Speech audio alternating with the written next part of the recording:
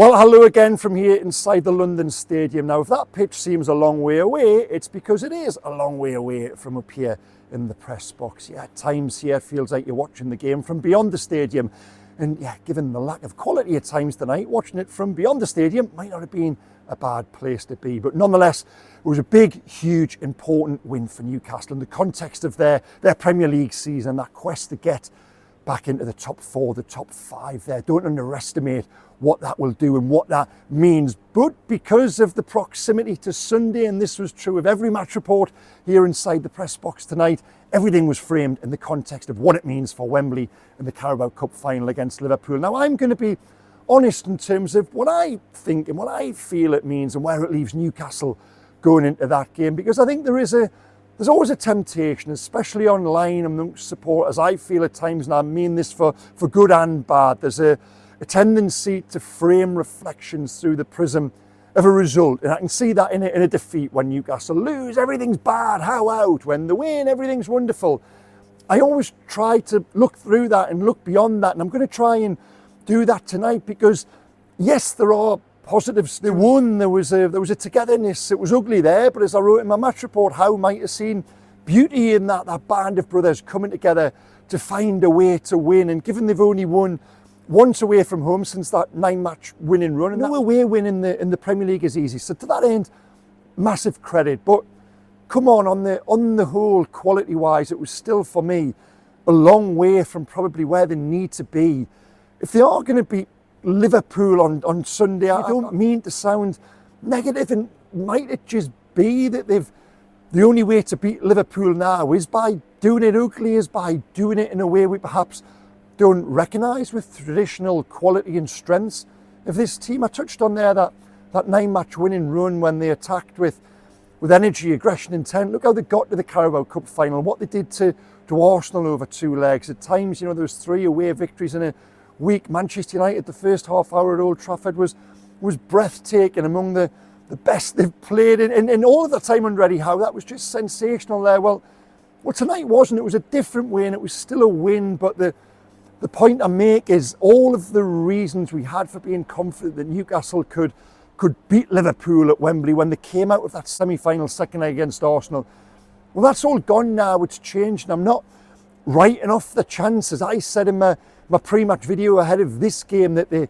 can find a way to win, out of adversity. Good things can sometimes come, and out of wins, that's how you get belief. They would have got belief from that there tonight. You could tell by the way they celebrated at the end. You can tell by the words of Eddie Howe afterwards, of Bruno Guimaraes, that Eddie Howe's want to bring that group closer together for the loss of Gordon, the loss of Botman, the loss of Hall.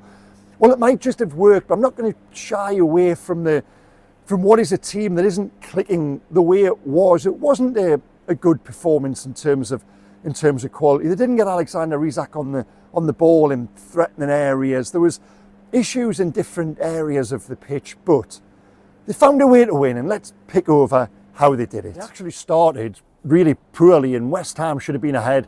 Instead, I think it was only 45 seconds. Fabian Schär on the left wing there, Mohamed Kudus has the ball. Schär doesn't really offer enough resistance. The cross comes in. Tino Livramento's attempt at a clearance is wild, and it puts Thomas Tuchel through on goal, and immediately you're thinking, goal, he's in. He's only got Nick Pope to beat. Well, he beat Nick Pope. He also beat the crossbar and about 300 folk in the low rows of the end behind the goal there. So that was a massive let-off. And after that, West Ham had 1 or 2 little half chances. There was one ball through the middle that was fairly easily executed straight down the middle, a long punt. Sunday morning football, really, and Kudus was away, and credit to Kieran Trippier, he recovered. But that apart, they did keep West Ham at arm's length. I thought they recovered after those couple of early moments. And at the other end, they had a couple of chances themselves. Harvey Barnes got away down the left, and it was badly finished, a swipe into the side net there. But then, after that, credit to him, he actually got into positions where he did test the goalkeeper, Alfonso Areola, the Freddie Mercury lookalike there with the moustache and the boot polish hair to boot. Yeah, Freddie Mercury probably would have been more entertaining viewing than the first half. I must admit, I think we can all agree on that. The first half, in terms of a spectacle, it wasn't great at all. But Barnes has the 2 efforts for Newcastle. It's the little improvised flick, and it's the header from the corner. And you're just looking at Barnes in that instance and thinking, you've come into the team when it wasn't certain for Gordon's absence that Barnes was going to come in, and he did look a little rusty at times in terms of that general play, the link up between himself and Livramento down the left. House just said to us that he thought it was very good. I didn't think it was terrible. I didn't think it was very good. Perhaps needs some work there. Well, they've only got 4 or 5 days to work on it ahead of Wembley. But nonetheless, with regards Barnes, the point I'm making is he put himself into more threatening positions. I didn't think he hid. He got on the ball, and as we'll come to, it paid dividends come the winning goal. So that's the first half really wrapped up. I thought of all Newcastle's players, and again, this is no surprise given the two who would combat, and it was Bruno Guimaraes trying to pick those little passes out of that midfield three. He was on the ball more than anybody, but at times it was all just a little bit too intricate, a little bit too slow. Alexander Isak had only, I think, 3 touches in West Ham's penalty area come half time. No surprise it was actually 3, because I couldn't really remember them. He had 1 or 2 little moments where he broke, but nothing really happened. He had one where he threatened to get away from Todibo. It didn't really seem to have that pace or that power in his body. Now, I think Isak will be a different animal on Sunday. I just think he's that type of player. But there tonight, was he good? Did he look sharp? Did he look like the Alexander Isak we know and we love? Well, no, he didn't.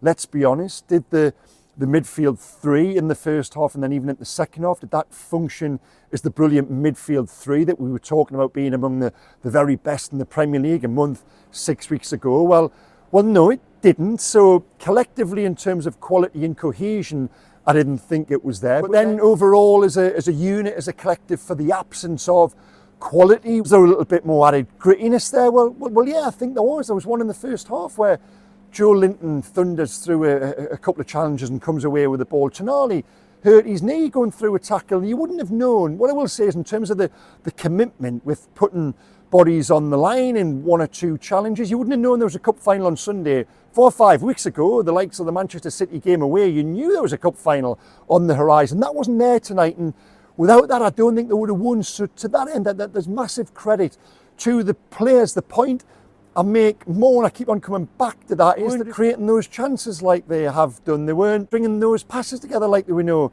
they can do. Sandro Tonali won a lot of duels, but was he really on the ball, dictating play? You know, the conductor nickname we've given him. Was he really that player? Well, no, I don't think he was, and it was no surprise really that the closest Newcastle came to coming, and this was in the 60th minute, was actually because of Max Kilman, West Ham's centre-half. Now, credit to Bruno, he gets the ball, and it's a really nice pass in behind for Jacob Murphy. He puts it straight across. Kilman spins it up in the air, and Areola with a brilliant save from the top corner, comes back down a little bit too high for Isak.